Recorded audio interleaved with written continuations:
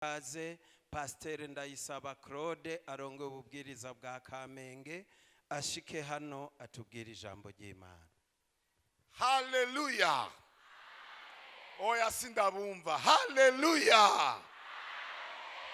Gorora ibiganza abanezerewe mwese gira gutya turabe. Hallelujah.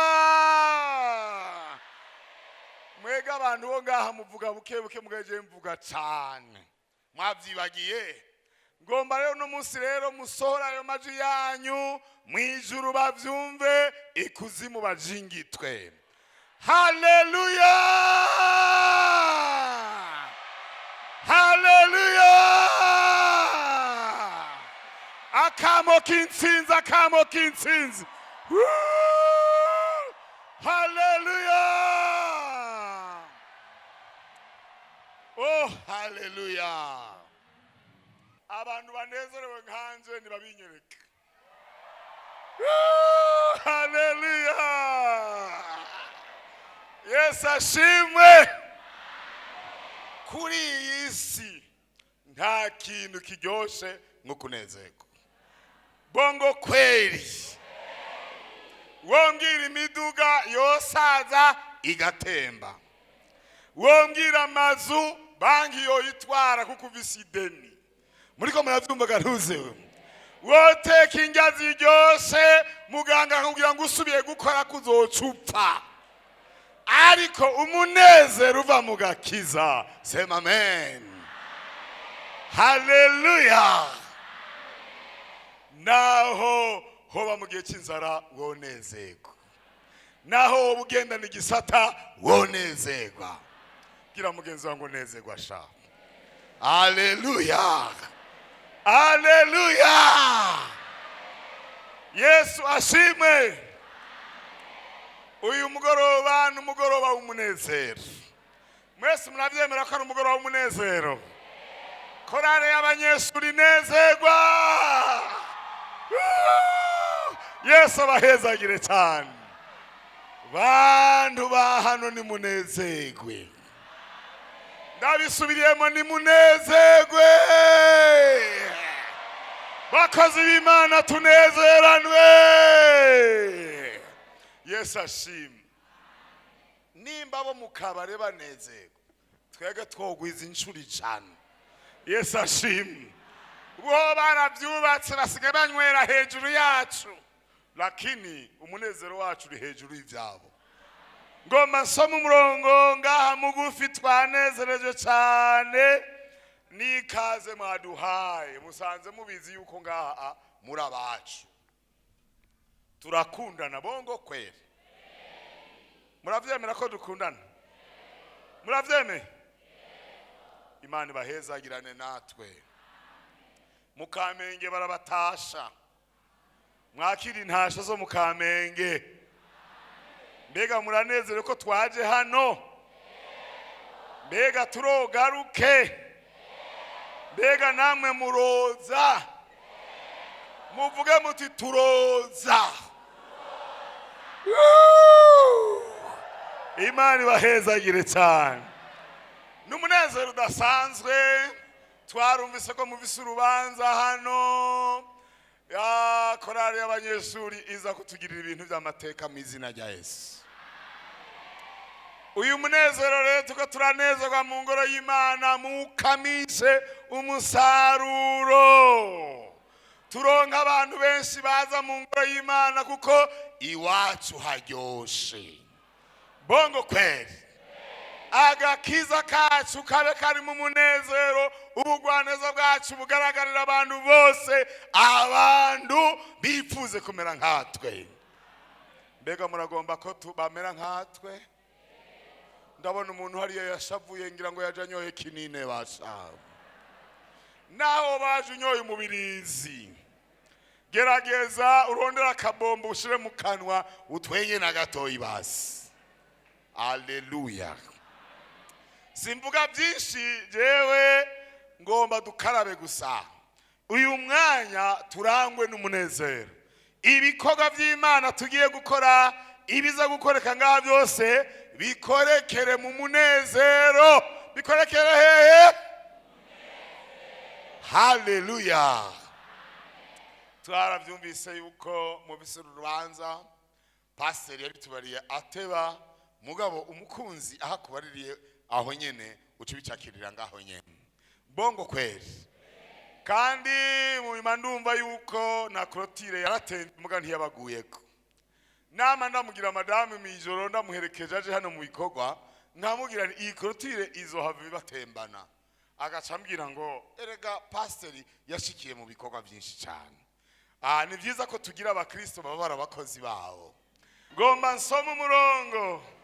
Umwami niyaza atangirira neza, umwami niyaza we atangirira neza, azonyambika izigera kubirenga azongira neza, amapeta kurikirana azongira neza, ibitsibo byo kugororoka azongira neza, umwami niyaza azongira neza. Haleluya, sifa kwa Bwana. amen. Abi Filipi 4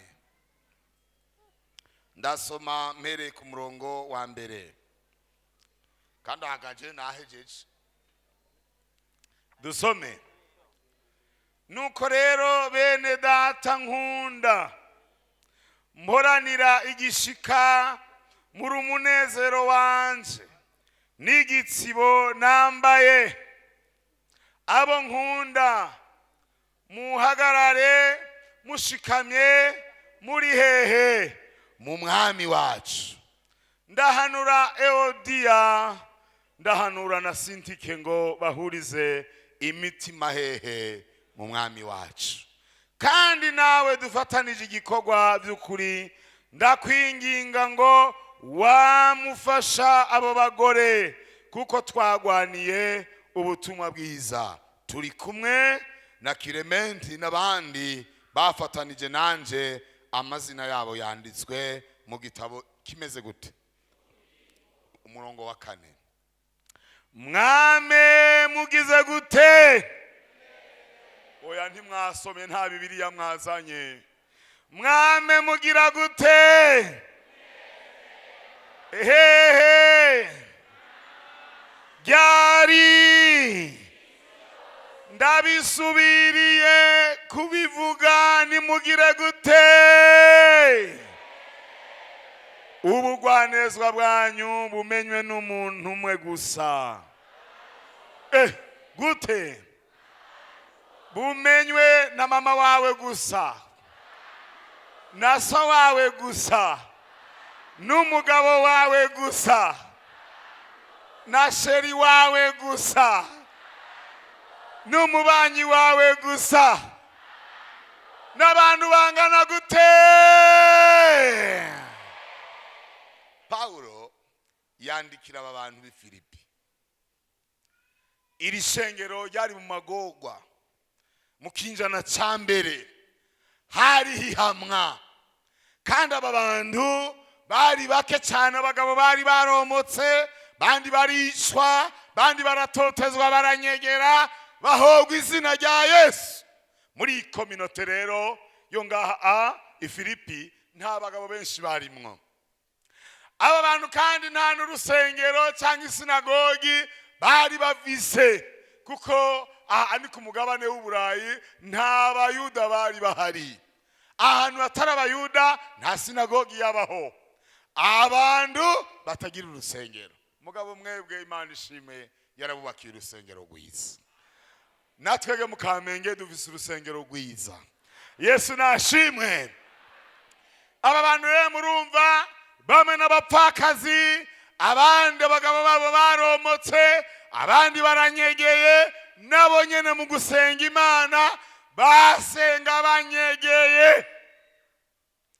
Basengera ahantu nk'ariya mu Ntahangwa, ahantu hafi y'uruzi, banyegeye ngo ntibamenya aho bari mu marushwa menshi. Ndagomba kukubwira particularite y'iri shengero. Mu masengero nkunda iyo nsomye ngaha muri bibiliya ishengero riza ubwa mbere n'iri shengero ry'Ifilipi, na Pawulo aho yavuze ubutumwa hose yarabuvuze i Korinto, yarabuvuze hirya no hino, i Roma hose yaravuze ubutumwa, hirya no hino i Galatiya, hariya mu Burega i Pamfiliya, hariya i Ponto n'ahandi, mu bantu batunze, mu bantu bateye imbere, mu bantu bafise ubushobozi. Ariko ngoma ndakubwire, nta shengero ririho ryashoboye gukurikirana umukozi w'Imana mu ngendo ziba zivuga butumwa n'igisata yagendana c'ingwara yaragwaye. C'est la seule église qui a pu assister l'apôtre Paul pendant sa mission. Iryo shengero rimwe ryonyene niryo ryarungikira ivyambazo Pawulo yageze, niryo ryamurungikira ibimutunga riciye ku ntumwa umuntu yabakorera yitwa Epafrodito. Aleluya. Pawulo rero yandika kino gitabo rero yaravise umunezero. Kino cete citwa ngo icete c'umunezero. Aleluya. Icete ciki c'umunezero. Yaranezereje gose n'ukwakira izawadi cyangwa iganuke ryarirungikanye n'aba bantu bari mu marushwa, bari mu magogwa, ariko kubera yuko umunezero uri muri uyo utashobora gushikirwa n'amarushwa, bamurungikira ibimufasha banezerewe. Sema amen. Urazi icyo ngomba kugira kuri uno mugoroba ngo Imana yantumye ngo ndakubarire ngo nta kintu na kimwe kiriho cyo kubuza gukorera Imana unezerewe. Ndurabe ubupfakazi, ndurabe ideni ufise muri banki, ndurabe amagorwa ari aho uri mu rugo, mu bukwe bwawe barakugoye, barakuzira, nawe ukora byiza ntibabishima, ariko kuri uno mugoroba nzanye no kukubwira ngo ntacyo kubuza kunezererwa mu mwami. Ntacyo gira gute? Bangahe bipfuza kunezerwa mu mwami? Gorora ibiganza. Yesu ashimwe. Amaso yawe arengana ibikugoye, amaso yawe arengana amarushwa urimwo, amaso yawe arengane amageragezwa urimwo, ariko ugwanire kugira umunezero wo gukorera Imana ufise umunezero uva mu mwami wacu Yesu Kristo. Umunezero w'agakiza twagize gute? Twaha. Aleluya. Paulo rero arabagira ati munezerwe. Ndabagire bene data, iminsi ya nyuma hari ibihe turiko turacamwo, ivyo tutabonye, ivyo tutigeze kumva, ivyo rero tuzobibona. Ico utarabona ucerekwa n'ukuramba. Bongo kweli. Aha naha hari iryo Satani azana bidutega imitego, abantu bakiyibagira, umuntu agatsitara, umuntu akagwa, kugira ngo wa munezero dufise uduheremwo. Ariko mweho kuri uno mugoroba turabipfurije umunezero muri Kristo. Amen. Kandi murazi hari ibintu biremera abantu. Icyambere kiremera umuntu gituma adashobora kunezerwa. Ndababwire murabizi, mugomba kuraba nta muntu nabonye yikoreye ikintu kiremere ashobora gutwenga. Umuntu yikoreye ikintu kiremere ntashobora gutwenga nahoraramo. Usanga yajinyitse, ntamenye ingene yajinyitse. Kubera iki? Araremerewe.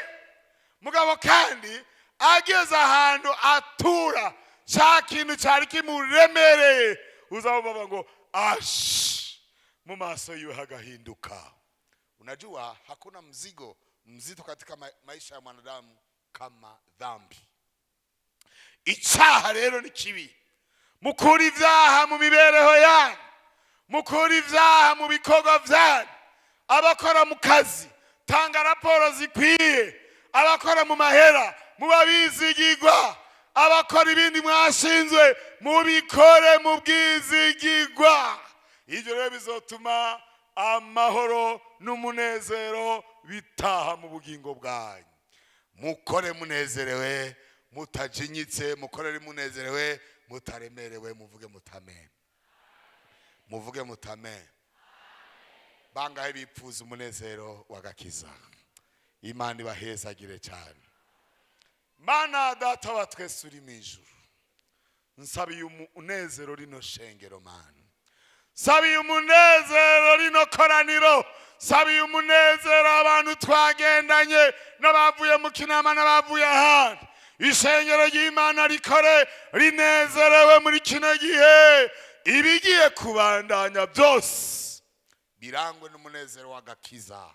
Nimba abanywa inzoga bonezerwa, nimba abarara mu birabo by'ijoro bonezerwa, tweho udukomorera umunezero w'agakiza kacu.